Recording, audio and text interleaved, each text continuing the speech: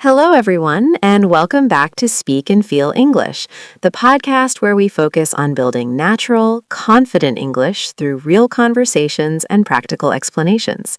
I'm Mia, and today Ethan and I are going to guide you through one of the most important grammar foundations in English, how to correctly use did, was, and were.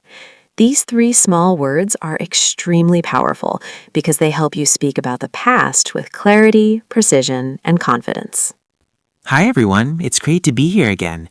You know, Mia, learners often tell me that past tense forms feel confusing because English seems to have multiple ways to talk about the past. Sometimes we use did, sometimes was or were, and sometimes a past verb form. But once you understand the logic behind them, the system becomes very predictable. Exactly.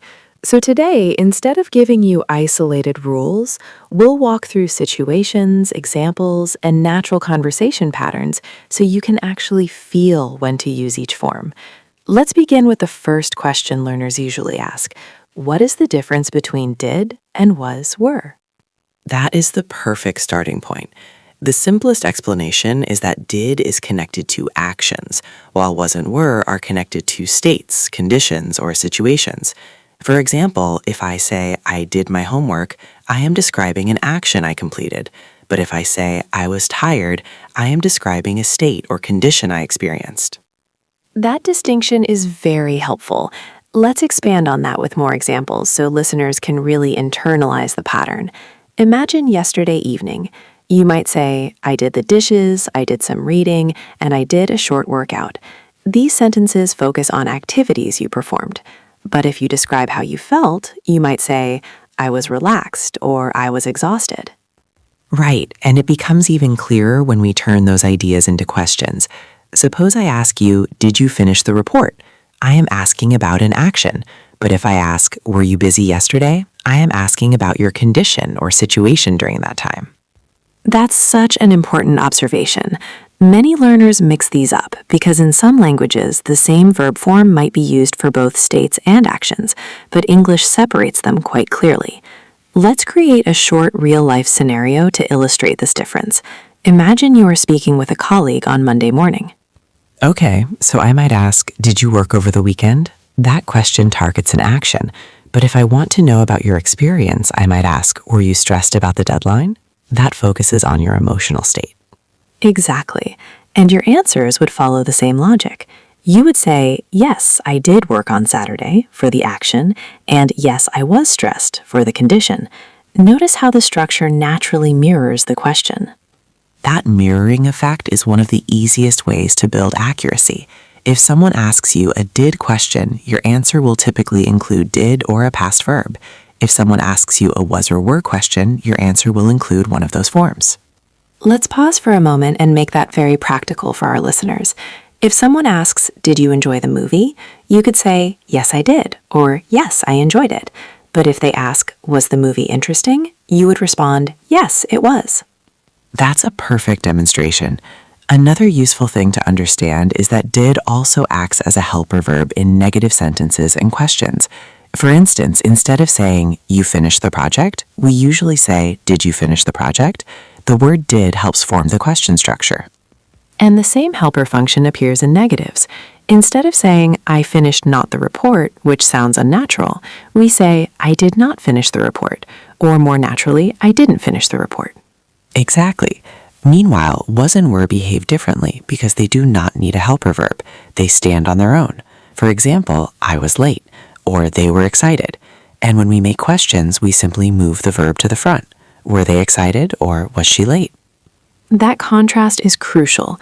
With did, you need the base verb after it, like did you go, not did you went. But with was and were, you simply use the adjective, noun, or ing form that describes the state.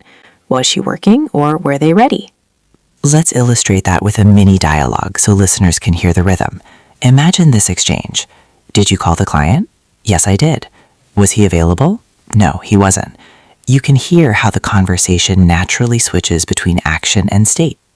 That's a beautiful example because real conversations constantly move between those two categories. When you tell a story about yesterday, you might say, I went to the office, I met a new colleague, and I finished a proposal. Those are actions. Then you add context with states. I was nervous at first, but I was confident by the end. And that mixture is exactly what makes your English sound natural. If you only use one type, your speech sounds robotic. But when you combine action verbs with state descriptions, your storytelling becomes vivid and engaging. So before we move deeper into detailed structures, let's summarize the key idea from this first segment. Use did when you talk about completed actions in the past, and use was or were when you describe situations, feelings, identities, or conditions in the past. So, Mia, in the first part, we established the core difference. Did connects to completed actions, while was and were describe states or situations in the past. Now let's explore what happens when we begin telling longer stories, because that's where learners often pause and wonder which form to choose. That's very true. When people tell stories, they naturally switch between describing what happened and describing how things felt or appeared.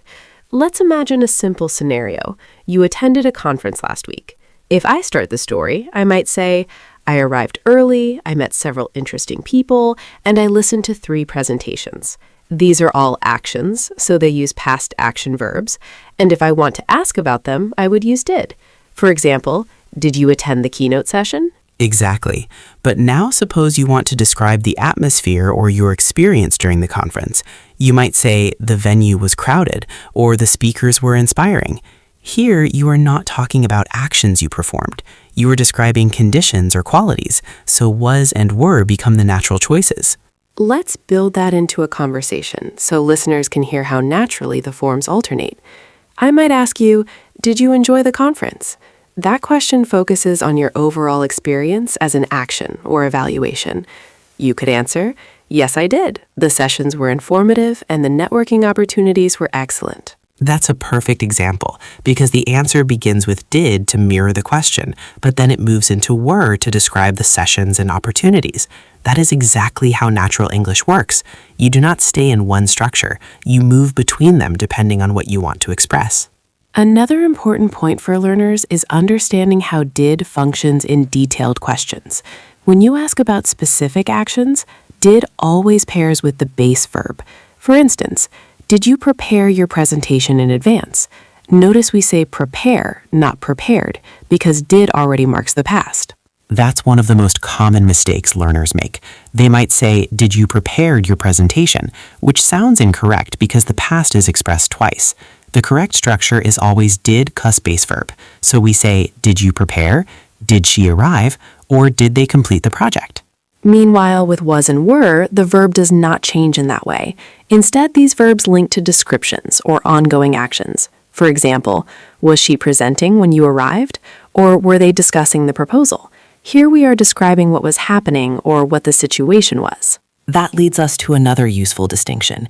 Did often refers to finished actions, while was and were frequently introduce background information. When you tell a story, background details create the setting, and actions move the story forward. Let's demonstrate that clearly. Suppose you describe your morning yesterday. You might say, I woke up early because I had an important meeting. The office was quiet when I arrived, and my colleagues were already preparing their reports. Notice how was and were help paint the scene. Then the actions begin. You might continue, I reviewed my notes, I called the client, and I sent the final proposal. Those are steps you completed, so they naturally use past action verbs and could be questioned with did. Someone might ask, did you send the proposal before noon? This combination of background and action is what makes storytelling clear and engaging. Without the was and were descriptions, the story feels abrupt. Without the did actions, the story lacks movement. Another situation where learners hesitate is when they want to describe people's feelings or identities in the past. For example, you might say, I was nervous before the interview, or the interviewer was friendly.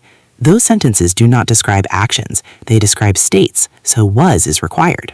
And when we talk about plural subjects, we use were. For example, the questions were challenging, or my answers were clear. Again, these sentences describe qualities rather than actions. Let's transform that into a conversational exchange. Did the interview go well? Yes, it did. I was nervous at first, but the interviewers were supportive. That short exchange shows how naturally both forms appear together. Exactly. The first question uses did because it asks about the event as a whole. The response uses was and were to describe feelings and the interviewer's behavior. This pattern appears constantly in professional conversations. We should also mention how negatives work in longer explanations. If you want to say an action did not happen, you use did not or didn't. For example, I didn't understand the first question, or she didn't finish the assignment. But if you want to describe a state that was not true, you use was not or were not. For example, I wasn't confident at the beginning, or they weren't ready for the presentation. The logic remains consistent. Actions use didn't, states use wasn't or weren't. That consistency is actually reassuring. English may seem complicated at first, but once you recognize the action versus state distinction, the structure becomes very logical. Before we move forward, let's give listeners a quick practice idea. The next time you describe your day, divide your sentences into 2 categories. First, describe what you did. I completed a report, I attended a meeting, I spoke with a client. Then describe how things were. The meeting was productive, the client was satisfied, and the workload was manageable. That's an excellent exercise because it trains your brain to separate actions from descriptions. Once that habit forms, choosing between did, was, and were becomes almost automatic. Now that we understand the difference between actions and states, the next step is learning how these forms function when we tell longer stories, especially when we connect events with time expressions, such as yesterday, last year, when I was a student, or during the meeting. That's a great direction because storytelling is where grammar stops feeling like a rule book and starts feeling like a tool. When we narrate past experiences, we constantly move between describing the setting and describing what actually happened. The setting typically uses was or were, while the events themselves often involve actions that could be questioned with did. Exactly. Let's imagine you are telling a story about your first day at a new job. You might begin with the background.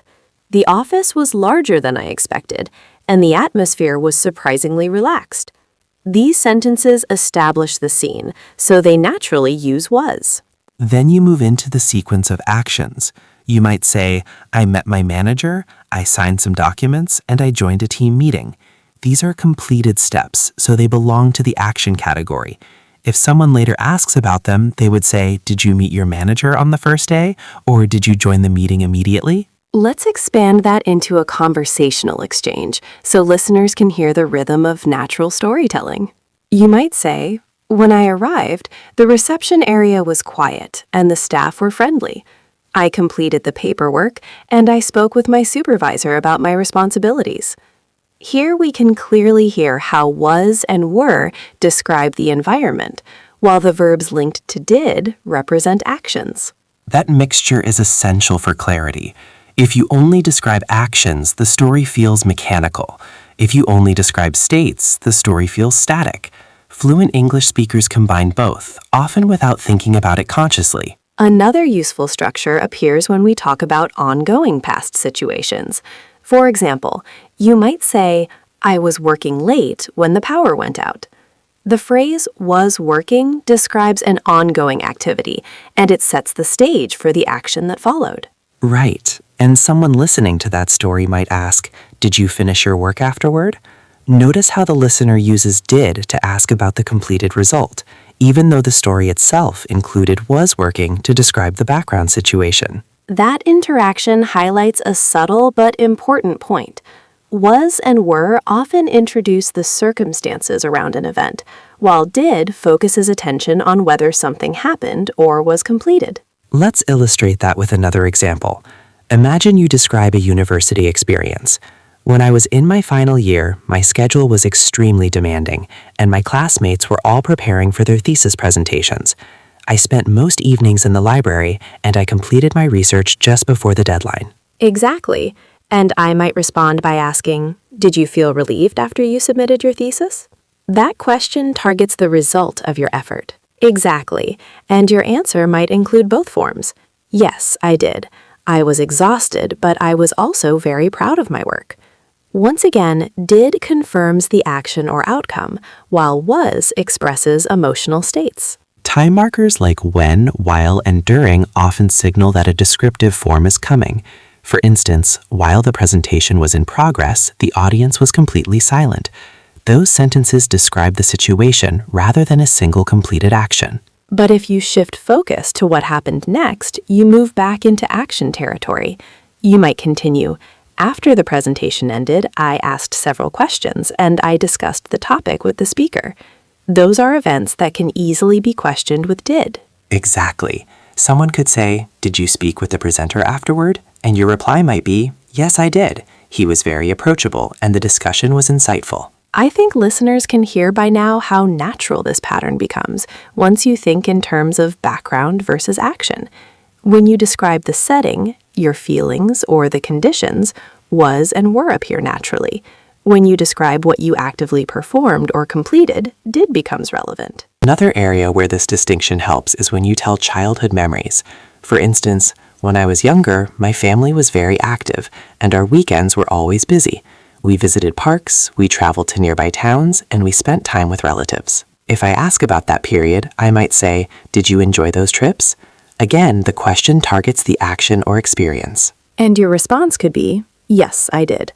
Those weekends were some of my favorite memories. Notice how the answer blends both forms naturally, confirming the experience with did and describing the memories with were. At this stage, learners often realize that grammar is not about memorizing isolated sentences, but about understanding the function each word plays in communication. Did highlights completed actions, while was and were provide the descriptive framework that gives those actions meaning. Before we move on, let's give listeners a practical speaking exercise. Try telling a short story about yesterday. First, describe the situation. The weather was pleasant, the streets were busy, and I was in a positive mood. Then, list your actions. I met a friend, I visited a cafe, and I finished an important task. Practicing this pattern helps you internalize the distinction. That exercise works wonderfully because it mirrors real conversation. Once your brain begins separating description from action, you no longer hesitate about which form to choose. Now that we have explored how did, was, and were function in stories and conversations, let's focus on the mistakes learners most often make. Understanding these patterns is extremely helpful because once you recognize an error type, you can correct yourself immediately while speaking. Absolutely. One of the most frequent mistakes involves using a past verb after did. Learners sometimes say, "Did you finish the report?" or "Did she went to the meeting?" This happens because they know the sentence refers to the past, so they instinctively add the past form of the verb. But the key rule is simple. Whenever you use did, the main verb must return to its base form. So we say, "Did you finish the report?" and "Did she go to the meeting?" The word did already carries the past meaning, so the verb does not need to show it again. Exactly. A good mental shortcut is to remember that did acts like a signal. Once it appears, the verb relaxes into its simplest form. This makes your sentence lighter and grammatically correct at the same time. Another common issue occurs with was and were. Some learners use them interchangeably without paying attention to the subject. For example, they might say, "They was happy," or "We was ready." In standard English, singular subjects use was, and plural subjects use were. So we say, "She was confident, but they were confident." Likewise, "I was prepared, but we were prepared." This agreement between subject and verb is essential for sounding natural and professional. A third mistake happens when learners confuse actions with descriptions. For example, someone might say, "I was complete the assignment," when they mean to express an action. Since completing something is an action, the correct form is, "I completed the assignment," or in question form, "Did you complete the assignment?" Exactly. On the other hand, if you want to describe your state during that time, was becomes appropriate. You could say, "I was focused while I worked," which describes your condition rather than the action itself. Let's practice correcting sentences aloud. Suppose someone says, "Did you were tired after the trip?" We immediately know something is wrong because did and were are competing for the same role. Right. The corrected version depends on what you want to express. If you are asking about a state, you say, "Were you tired after the trip?" If you are asking about an action, you say, "Did you rest after the trip?" This shows that grammar is not just about structure, but about meaning. Choosing the correct form clarifies whether you are discussing a feeling, a condition, or a completed activity. Another helpful strategy is to listen for the word that carries the meaning. If the sentence focuses on something you did, use did. If it focuses on what something was like, use was or were. That simple awareness can prevent most errors. Exactly. With practice, this decision becomes automatic, and you stop translating from your first language. Instead, you begin thinking directly in English patterns. Let's finish today's discussion by putting everything together in a short, real lifestyle exchange. Imagine we are catching up after a busy week. I might begin by asking, "Did you have a productive week at work?" That question focuses on your actions and achievements. And I might answer, yes, I did. The schedule was demanding, but the results were worth the effort. Notice how my answer confirms the action with did, then moves into was and were to describe the experience. Then I could ask, "Were the meetings helpful?" That question focuses on the quality of the meetings rather than the actions themselves. And I might respond, yes, they were. We discussed several ideas and we agreed on a new strategy. Again, the pattern appears naturally. Description first, then actions. This is exactly how fluent speakers communicate. They do not think about grammar rules in isolation. They choose structures based on meaning. When you practice speaking this way, grammar becomes a natural support rather than an obstacle. A final tip for learners is to practice daily reflections. At the end of each day, describe 3 things you did and 3 things that were true about your day. For example, I finished a report, I spoke with a client, and I prepared tomorrow's schedule. The day was busy, the conversations were useful, and I was satisfied with my progress. That habit builds both accuracy and fluency. Over time, your brain automatically links did with actions and was or were with situations and descriptions. And remember, mistakes are part of the process. Every time you correct yourself, you strengthen your understanding and your confidence.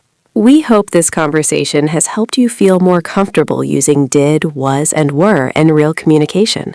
Mastering these forms gives you a strong foundation for expressing past experiences clearly and naturally. Thank you for spending this time with us today and practicing your English through conversation.